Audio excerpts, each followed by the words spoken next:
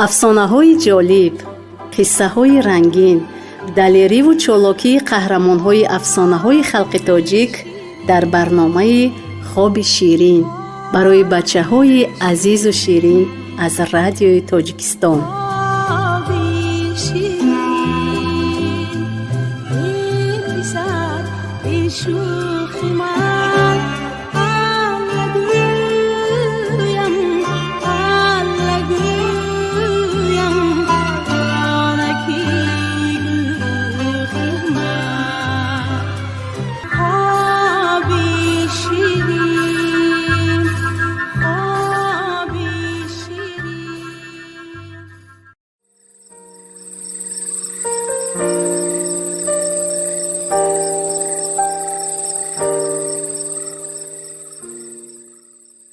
салом набираҳои бибӣ, ассалокони ман.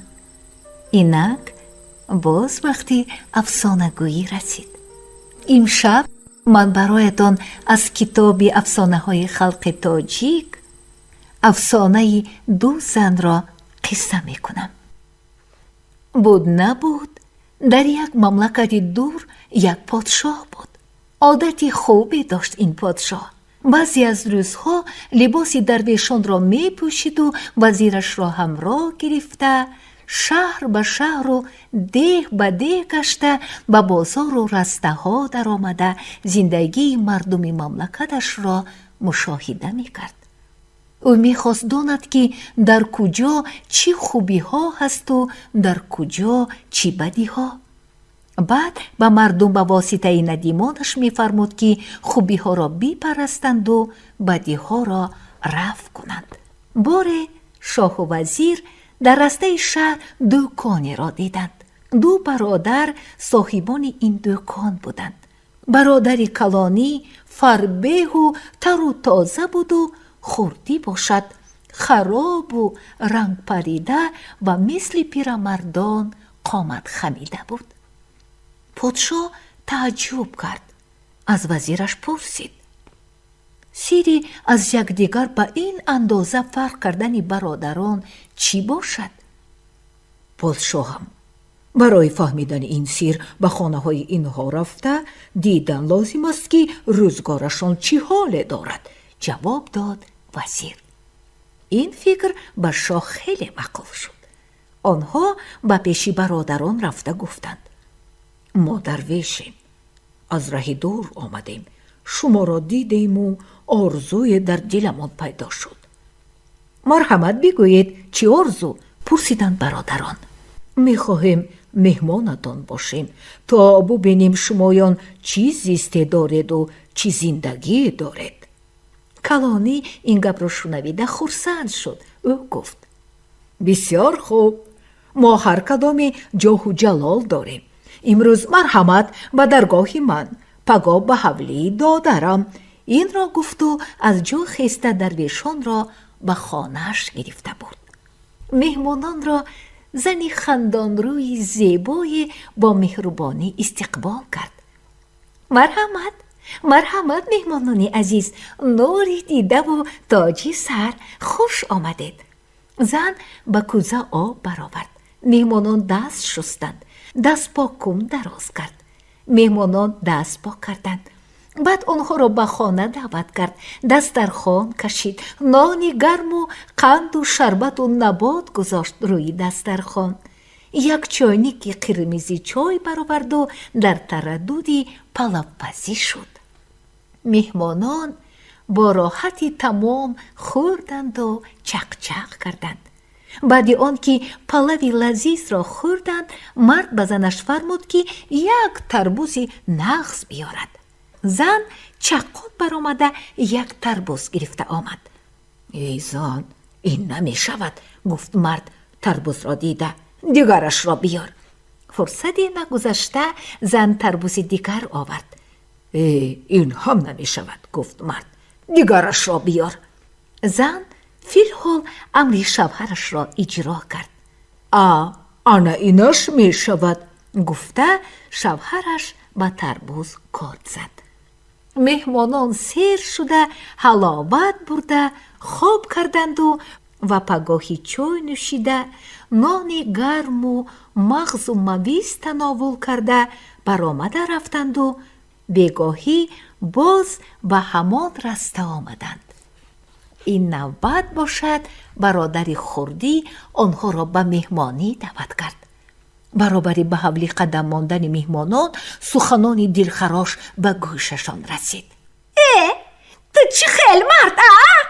میدانی که در این خانه اسقاطی کاری من از موی سرم هم زیاد.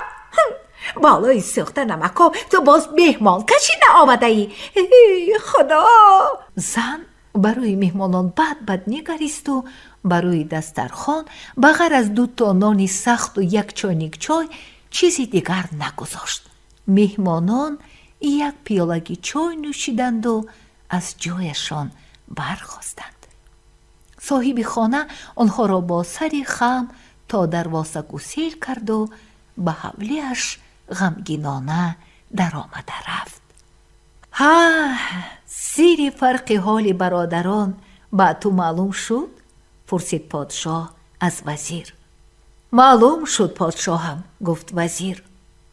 2 کس را 1 مادر زایده است، 1 مادر شیر داده است.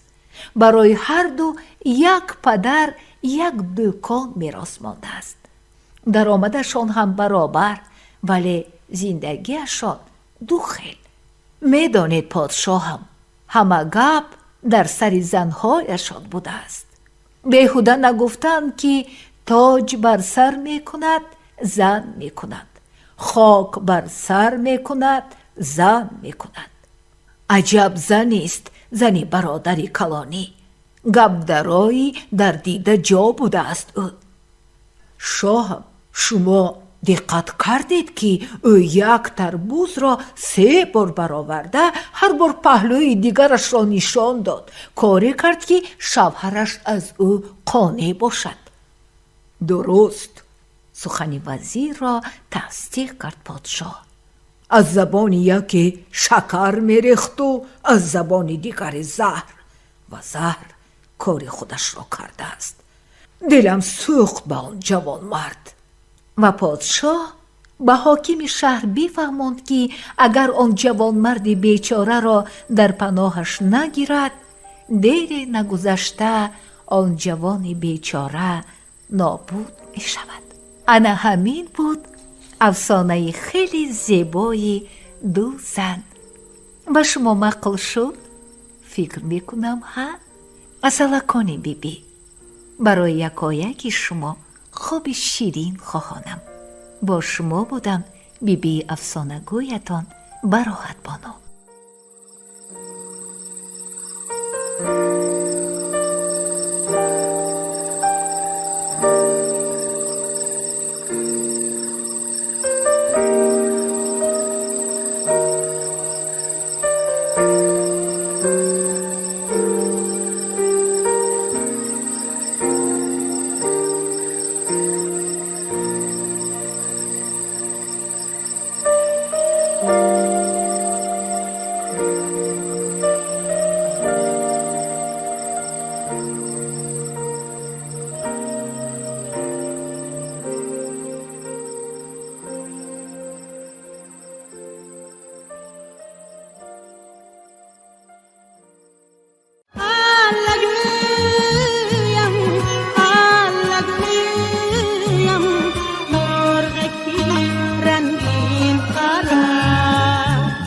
افسانه‌های جالب، قصه‌های رنگین، دلیری و چالاکی قهرمان‌های افسانه‌های خلق تاجیک در برنامه خواب شیرین برای بچه‌های عزیز و شیرین از رادیوی تاجیکستان. خوابتون شیرین برام